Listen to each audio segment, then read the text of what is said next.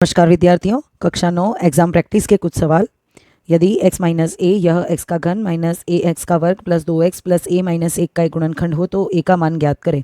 यहाँ हमें दे रखा है कि x माइनस ए यह बहुपद का गुणनखंड है, इसलिए x माइनस ए बराबर 0।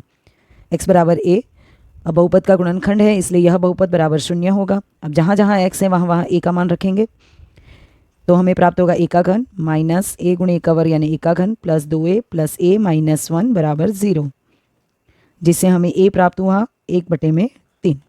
गुणनखंड कीजिए x का घन माइनस 23x का वर्ग प्लस 142x माइनस 120।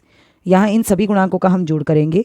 पहले जो विषम घात वाले गुणांक हैं उनका जोड़ करते हैं 143, सम घात वाले गुणांकों का जोड़ करेंगे तो प्राप्त होगा 143।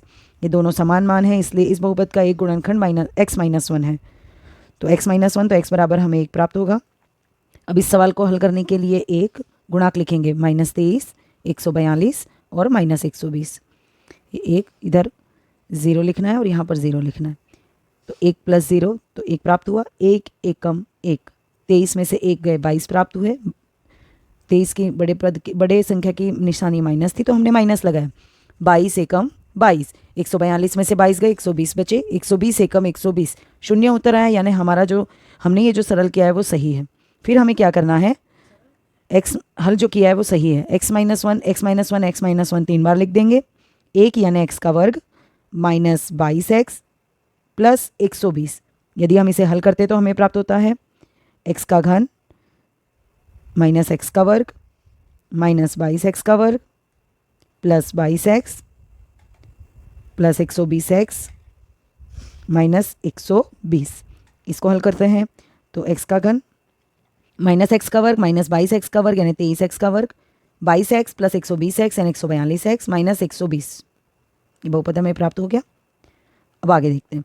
x माइनस 1 3 बार था, 1 बार बाहर आ गया। अब जो बचा वो लिखते हैं x का वर्ग माइनस 22x प्लस 120। 120 के ऐसे गुणनखंड करें जिसको जोड़ने पर 22 मिले, मध्यम पद का विचलन करने पर। तो माइनस 12 माइनस 10, 10 गुणे 12 करने पर 120 प्राप्त होगा। तो इस मध्यम पद को विचलित करने पर x का वर्ग minus 12x minus 10x plus 120। यहाँ पर ये एक पद प्राप्त हुआ हमें और ये दूसरा। इसमें से x सामान्य ले लेंगे, अंदर बचेगा x माइनस 12। इसमें से 10 सामान्य लेंगे, अंदर बचेगा x माइनस 12।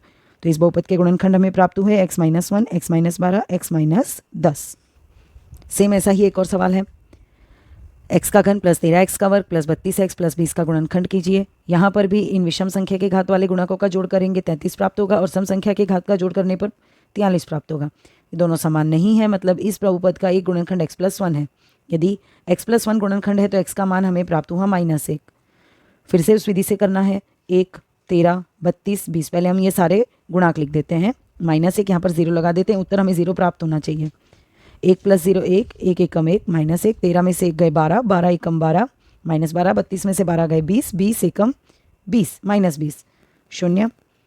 अब x plus 1 x plus 1 x plus 1 3 बार लिख दिया। 1 यानी x का वर्ग प्लस 12x प्लस 20, अंदर गुणा करने पर x का घन x का वर्ग 12x का वर्ग plus 12x plus 20x plus 20। यदि हम इन्हें जोड़ते हैं तो x का वर्ग और 12x का वर्ग 13x का वर्ग, 12x प्लस 20x 32x और 20। ये गुणनखंड हमें प्राप्त हो गया।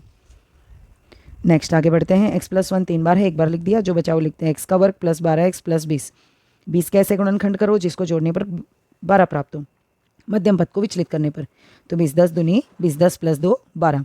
ये एक बहुपद प्राप्त हुआ, ये दूसरा।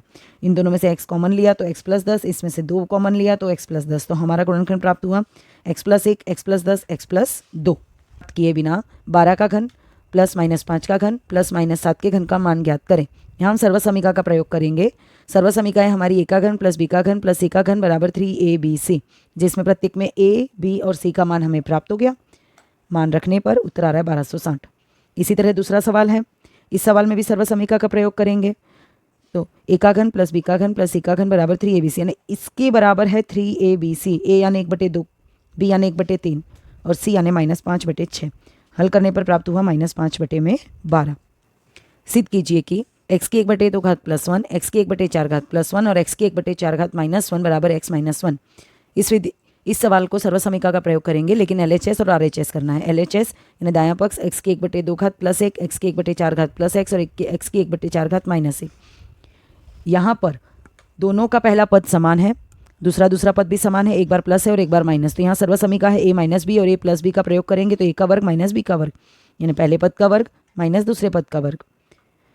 तो x की 1/2 घात प्लस 1, x की 1/4 गुणे 2 माइनस 1 का वर्ग, तो 1 होगा, 2 दूनी 4 कट गया। तो हमें एक और समीकरण प्राप्त हुआ। देखिए x की 1/2 घात प्लस 1, x की 1/2 घात माइनस 1।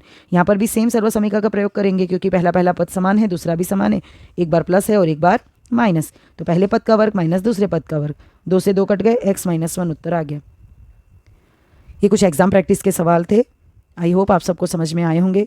यदि आपको और कोई डाउट हो या कोई भी सवाल हो जो ना समझ में आ रहे हो, आप कमेंट बॉक्स में मुझे सवाल लिखकर भेज सकते हैं, मैं उसकी वीडियो ज़रूर बनाऊँ।